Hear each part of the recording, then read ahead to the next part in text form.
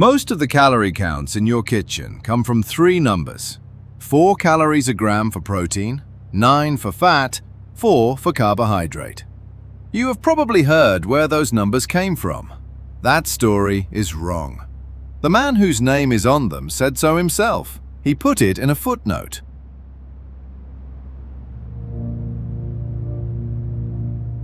"494" on the back of the packet, in the app on your phone, in the arithmetic of almost every diet anyone has ever been on. They are also in the law. The federal labeling rule lets a manufacturer work out the calories on a packet using, and I am quoting, specific Atwater factors, or the general factors of 4, 4, and 9 calories per gram. The rule names its source, a Department of Agriculture handbook folded into the regulation itself. So this is not a habit, it is a citation, and it goes somewhere. And there is a debunk. 2, actually, and you have met both. The first says a calorie is not a calorie. Your body does different things with a gram of almond and a gram of sugar, and the label flattens that away. The second says the system was never about your body at all. It was a 19th century government document about household budgets. Both are true. I want to be clear about that before I take anything apart. They are just not the interesting part. The story underneath them, the one everybody agrees on, has the wrong century in it. Here is the document everyone points at.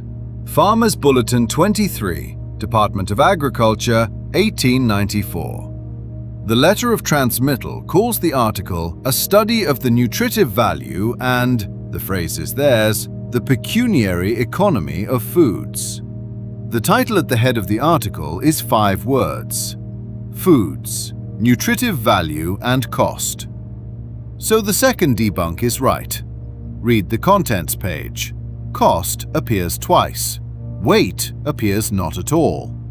The charts make it plainer than the words.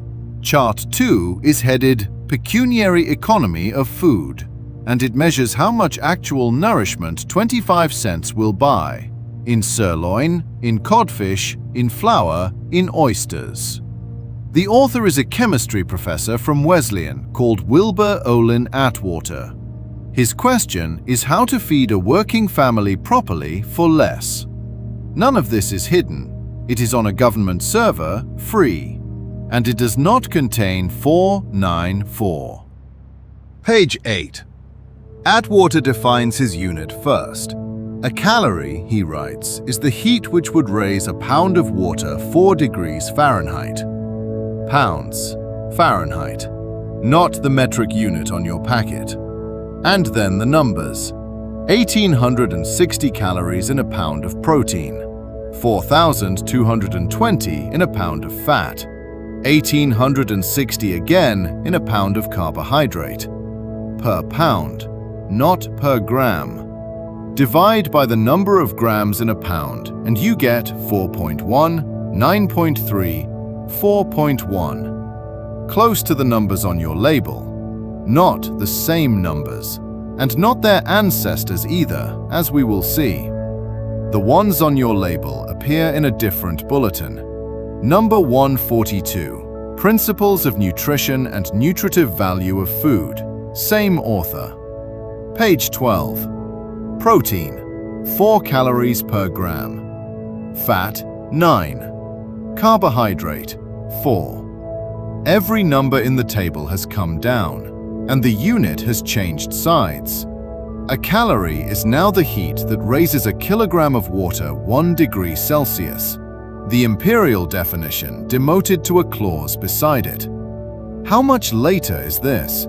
The title page says issued 1902, corrected to April 1910. Reprinted without change 1916.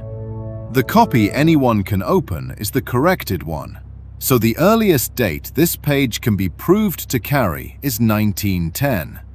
16 years after the famous document. 16 years is not a rounding. Something happened in between. The department says what, in the handbook, its own labeling rule cites. A further rounding of the factors to 494, it says, was made in the 1910 revision of Farmer's Bulletin 142. Not 1894, 1910. Their date, not mine. What happened in between is on the same page, page 12. Underneath the table, in the small print, Atwater explains that his new figures count only the material the body actually digests and oxidizes, the energy that is genuinely available to you. Some of what you eat leaves again without being burned. The old numbers had not subtracted that. They were closer to what a food gives off in a laboratory furnace than to what it gives you. Then he writes this. Earlier estimates, based on less accurate data, and not making allowance for the amounts of fats and carbohydrates which escape oxidation in the body, give 4.1 calories per gram, or 1,860 per pound, for protein and carbohydrates, and 9.3 calories per gram, or 4,220 for fats. Read those numbers again. 4.1, 9.3, 1860, 4220.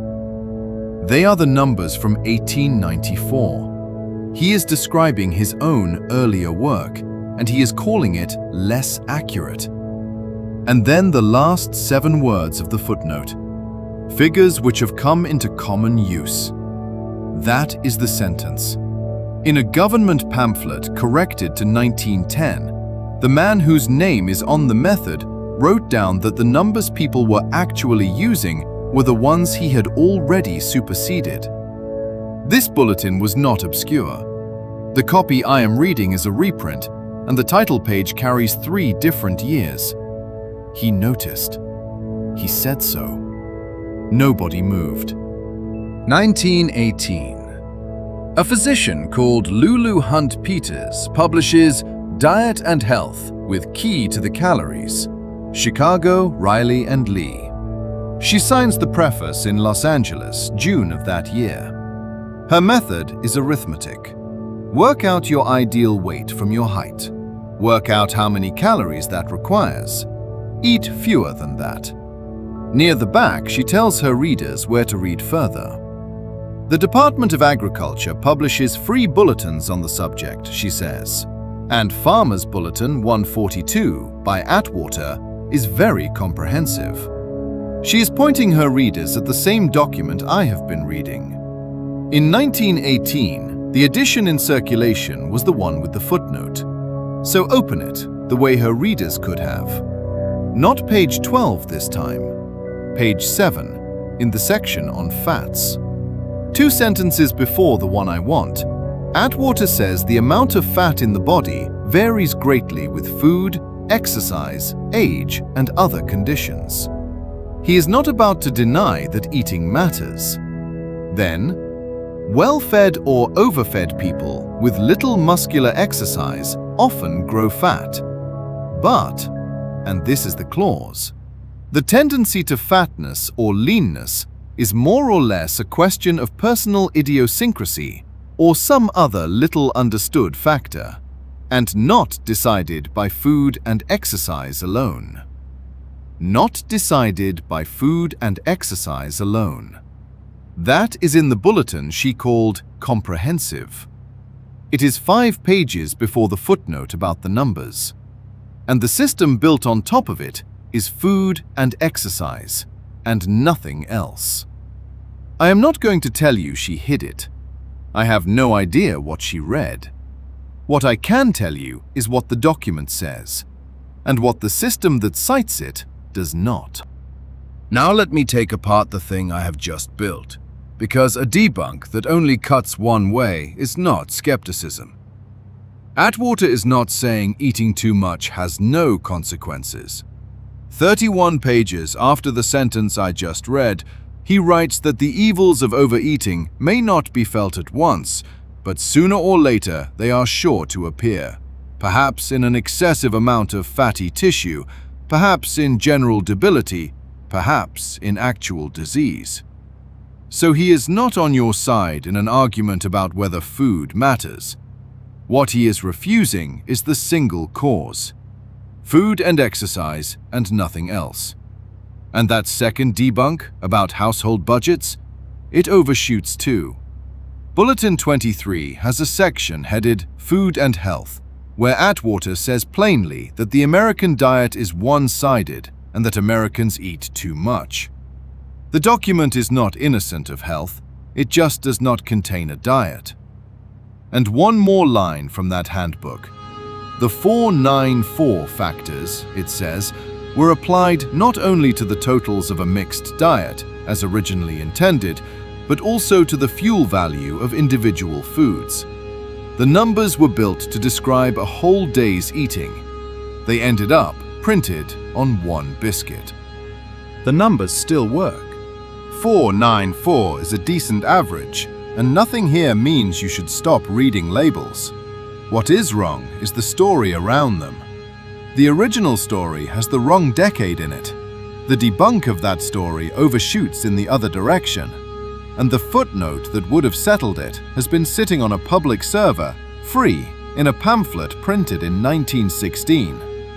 Atwater saw the problem in his own work and wrote it down in small print. Small print is where the corrections go. It is also where they stay.